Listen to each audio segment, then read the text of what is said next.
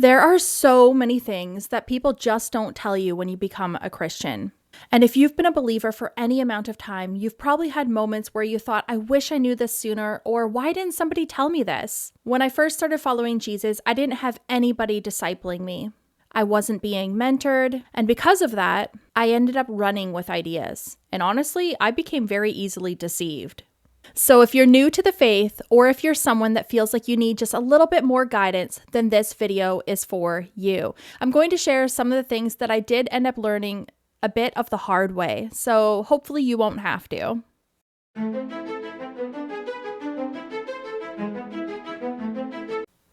Hi, I'm Aria, and I believe the Bible is for all of us. We all have the ability to read it, study it, to live it, and to know it. And I hope to encourage you to gain confidence as you approach the scriptures. Let's grow in our faith together. The truth is, you do not need to have everything figured out. But there are some helpful things that I will share that I wish somebody would have told me when I was a brand new believer. Today, I will share in no particular order 10 things that I wish I was taught when I first started following Jesus. Make sure you stay until the end because I'm going to save what I feel is the most important until the very end. The very first thing is feelings do not indicate what God is doing or how God is moving. As a new believer, I especially loved the singing portion of the service. And as long as I felt some kind of heightened emotion, such as an overwhelming peace or weeping or some kind of exuberant joy, to me, as a young believer, that was an indication of the Spirit moving and God doing a work in His people. And the people around me in church that had been following Jesus for a lot longer than me were talking about this as if it was the Holy Spirit moving. And so I would come to church expectant to an atmosphere that was somewhat curated. The lights were quite dim, the music was moving, there would be a very powerful chorus that was emotionally driven, would be repeated several times. I would find myself with an emotional response triggered. And I've learned that this is actually not evidence that God is doing something how we may feel it to be. Us thinking that God is working should not be based upon our emotional responses or feelings. We should actually believe God for who He is as He has revealed Himself to be in Scripture, whether we feel it or not. I'm not trying to step on anyone's toes, but if we think about this for a minute, there are many atmospheres that evoke many emotional responses. And they are not always Christian. For example, people meditating or participating in some kind of mystical spiritual experience, or people that are being moved with excitement and joy because their favorite sports team scored or won a game, or being at a concert with a bunch of friends, or being moved by a powerful dramatic storyline in a movie. We can feel all kinds of feelings, and we should not equate that with feelings equal God. We can actually be encouraged to know that God is sovereign and God is working throughout human history to accomplish His plans and purposes regardless of how we feel. God is working even when we actually feel nothing. So instead of chasing an emotional high and leaving disappointed or feeling like maybe God isn't moving or working within us, let's praise and worship God because of who He is, because of His character revealed in Scripture. And He is steadfast and unchanging, so we always have a reason to praise Him, no matter how we are actually feeling.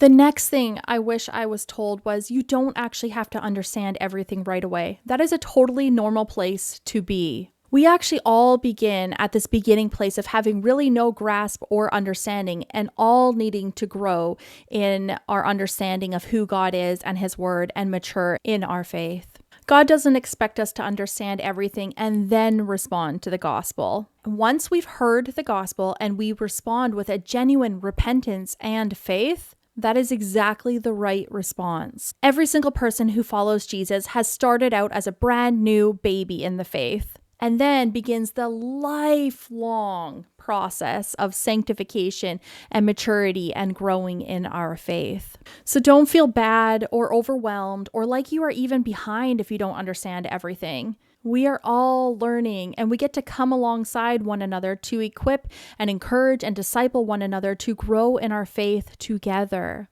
The next thing I wish I would have been taught as a new believer was the importance of context in Scripture. Anytime we are reading or quoting a verse, we need to read it in the context of the passage.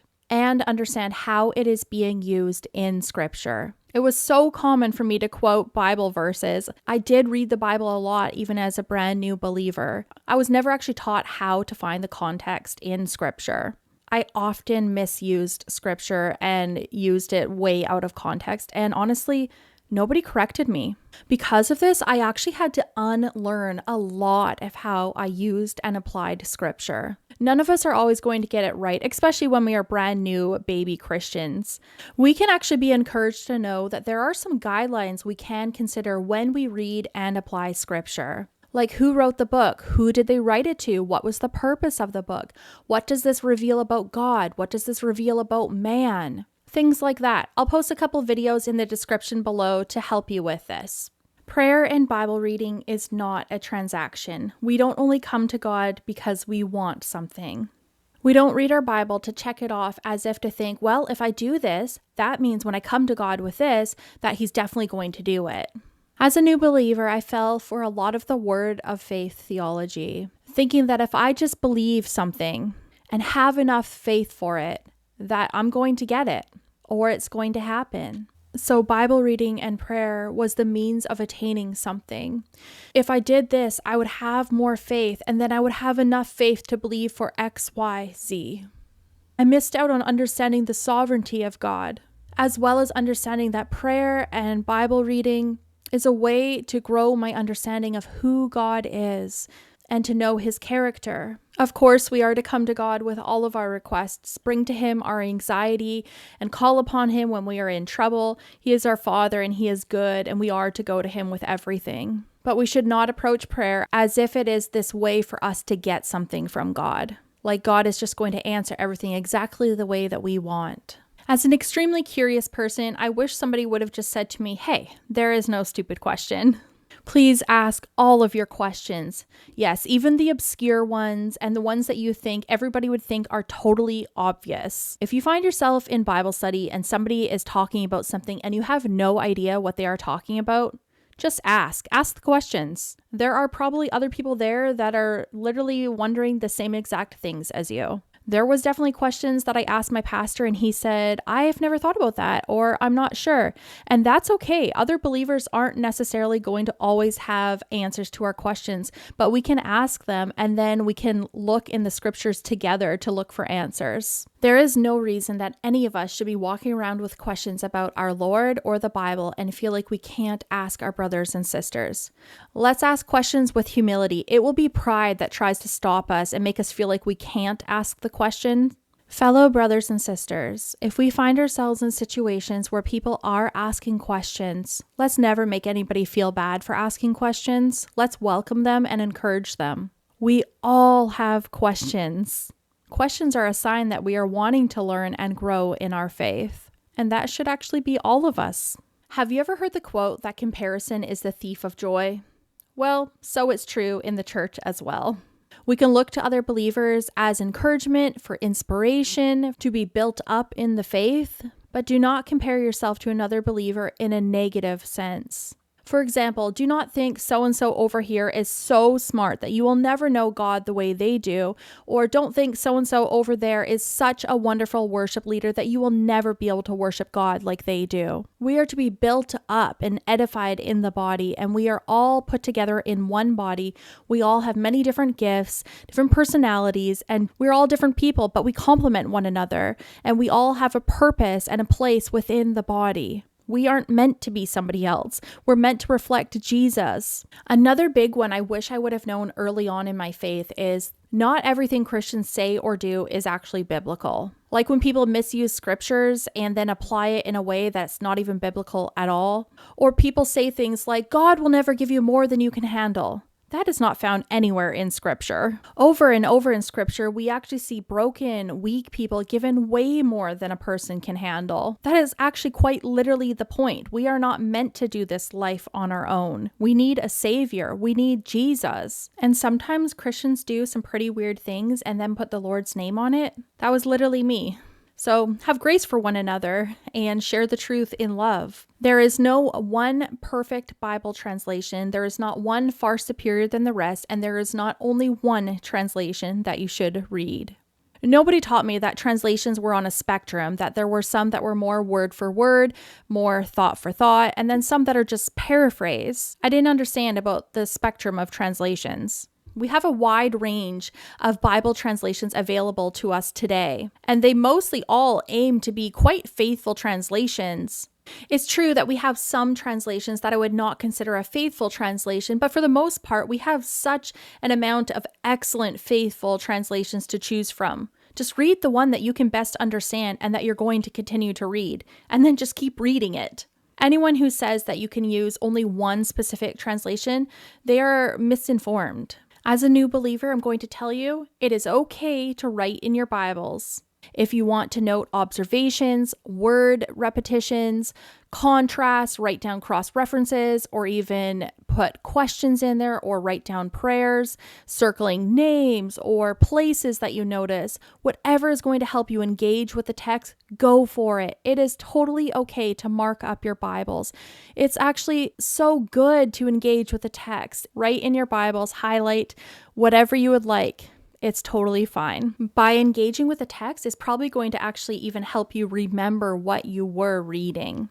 The last thing, which I feel is really important, and I wish I was encouraged to do this right away after being a brand new believer, is read the Bible in its entirety.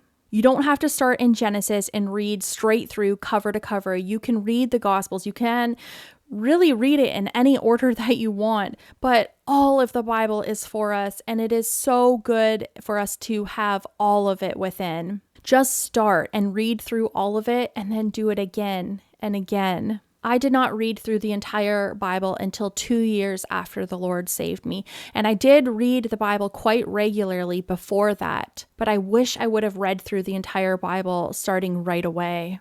I had no idea how important and impactful it is to read all of God's Word as a believer. I've been a part of a number of churches, and I've actually not been in any church where I've heard regularly for people to be encouraged to read through all of the Bible. There is such a lack of emphasis on this, which I feel has greatly contributed to the biblical illiteracy we see widespread in the church body today. The church I am a member at now has been encouraging the congregation to read through a Bible plan 5 days a week. It started back in the fall, and it is the entire New Testament and then a portion of the Old Testament. And I was so encouraged to see this being encouraged regularly. It was the first time that I've been in any church that has encouraged reading through a large portion of scripture over time, and something great to encourage people to start with and to get into that regular habit of regularly reading through God's Word.